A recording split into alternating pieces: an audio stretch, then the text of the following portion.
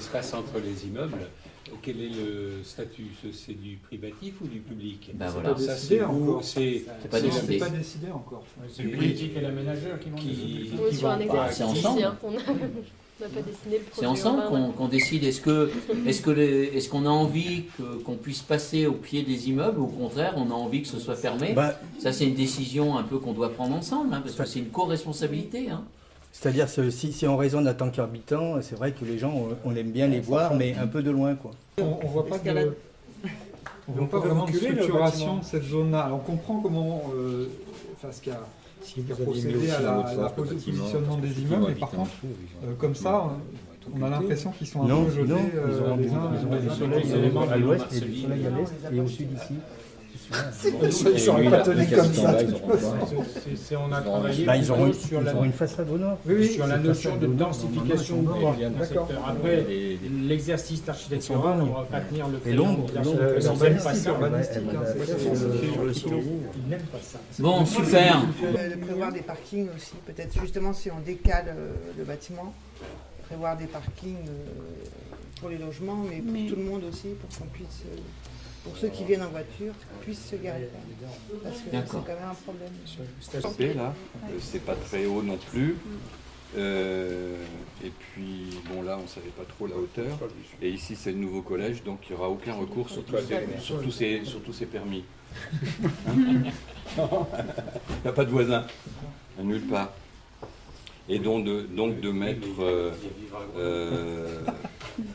voilà, de faire en sorte que, alors c'est peut-être pas vrai à 100%, mais que le maximum, ils aient soit de la vue au sud, soit de la vue à l'ouest. Alors bon, après ça peut être traversant, est-ouest. Et on est arrivé à ces îlots-là avec beaucoup plus de hauteur, un peu plus de hauteur ici, moins de hauteur de l'autre côté, moins de hauteur de l'autre côté, pour que ça fasse des vues dégagées sur sur les massifs. Et puis voilà, je crois qu'on a à peu près le compte de logement. Alors après, au niveau anecdote, on s'amusait à placer une tyrolienne quelque part, mais bon. Mais peut-être que c'est ici qu'il faut faire un petit totem avec un toboggan d'un côté et une tyrolienne de l'autre, pour que, en fin de compte, les gamins traversent soit par des ponts de singes, soit par des toboggans, soit par une tyrolienne. Au moins, on a des enfants qui sont plus sur l'espace public. Bah, pourquoi pas? aussi, c'était sécurisé. On a une Multimodal, idée de passerelle aussi. Multimodal ludique. C'est pas parce que vous allez mettre du goudron vert que vous allez faire des espèces d'effets visuels stroboscopiques, etc., qu'il n'y aura plus les voitures. Les voitures, elles seront toujours là et ça ne sera jamais résolu. Le conflit, le passage comme ça, piéton, de roues, et puis les voitures dans l'autre sens. C'est impossible, sauf de passer en dessous, de passer au-dessus. Donc on peut imaginer des cheminements aériens ludiques, et donc une tyrolienne du haut de la MC2 jusqu'à la bifurque, et puis un autre truc dans l'autre sens. Quoi. Mais le directeur technique de la MC2, il est d'accord.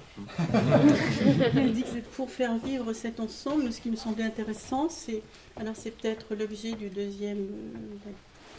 C'est la liaison à faire entre la maison de la culture et la bifurque.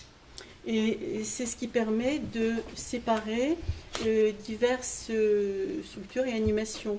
Par exemple, on imaginait qu'il y a un passage de la maison de la culture à la bifurque, enfin sur la rive Flaubert, qui soit un passage aérien.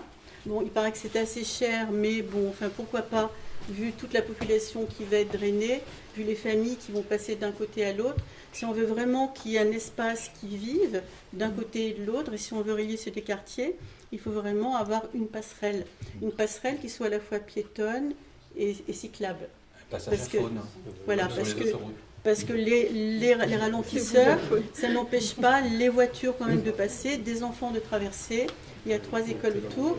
Donc pour sécuriser ce lieu, il me semblait qu'une passerelle, c'était quand même la meilleure solution. Ça veut dire que vous interdisez le passage, la traversée à cet endroit-là. Sinon, les gens vont passer par terre.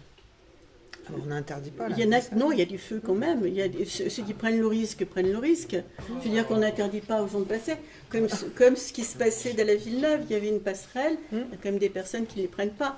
Mais les familles qui veulent être sécurisées prennent la passerelle. C'est très bien. Bon, non, mais c'est une proposition. Après, certaines personnes sont contre les passerelles. Pour les ralentisseurs, donc enfin pourquoi pas, c'est une idée lancée. On a prévu les deux. Ça coûte 2 fois plus cher.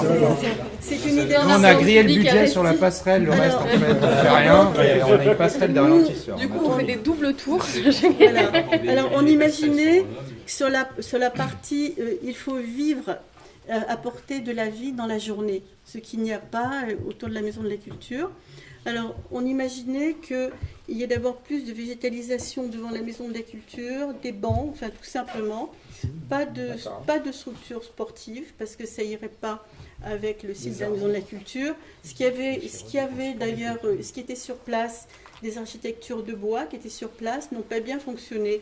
Donc, ce n'est pas un lieu où on a envie de venir pour faire du sport. Mais en revanche, s'asseoir, il y a une piste cyclable à côté, enfin pourquoi pas s'asseoir, prendre le frais, lieu de rencontre, dans la Maison de la Culture, c'est bien. Voilà, il y a le conservatoire, il y a le collège Charles Munch, il y a beaucoup donc de lycées et d'équipements culturels qui font des personnes qui vont bouger, qui vont venir là prendre le frais.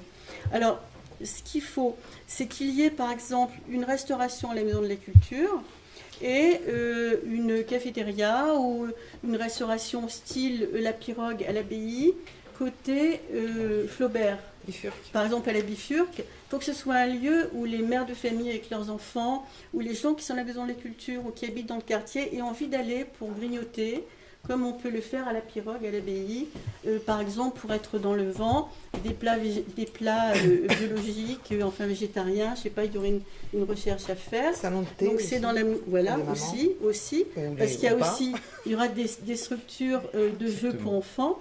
Alors donc pour faire vivre, relier et pour faire vivre cette zone aussi. Alors on passe de l'autre côté, il y aura au début un petit théâtre d'animation en plein air, pas de l'envergure de ce qu'il y aura à la Villeneuve, mais un petit lieu où on pourra produire des spectacles de marionnettes, pourquoi pas, des petits spectacles de théâtre, tout ça va bien en liaison avec la Maison de la Culture. Et puis on imagine côté Bifurque, derrière, un mur d'escalade, un jeu de boules, et qu'est-ce qu'on avait imaginé encore ? Ah oui, une salle de ping-pong, une table de ping-pong, pardon, près de l'école, voilà, près des bâtiments, là, entre les bâtiments, près de l'école. Donc ça nous semblait intéressant qu'il y ait une grande végétalisation donc au niveau de la Maison de la Culture, qu'il y ait de la vie donc par derrière, et que l'espace soit bien fermé, qu'il y ait un espace fermé pour enfants, mamans, afin que les enfants ne puissent pas dériver sur les pistes cyclables ou courir un danger, qu'il y ait bien un espace fermé, sécurisé.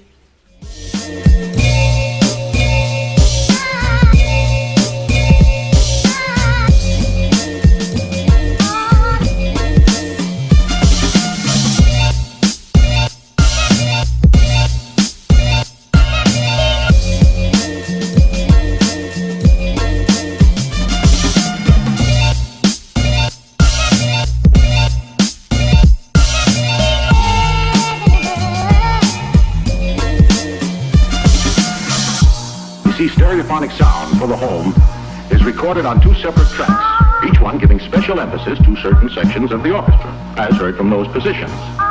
Now, when played back simultaneously on 2 separate systems, the sounds are blended together to achieve a new dimension in sound impossible.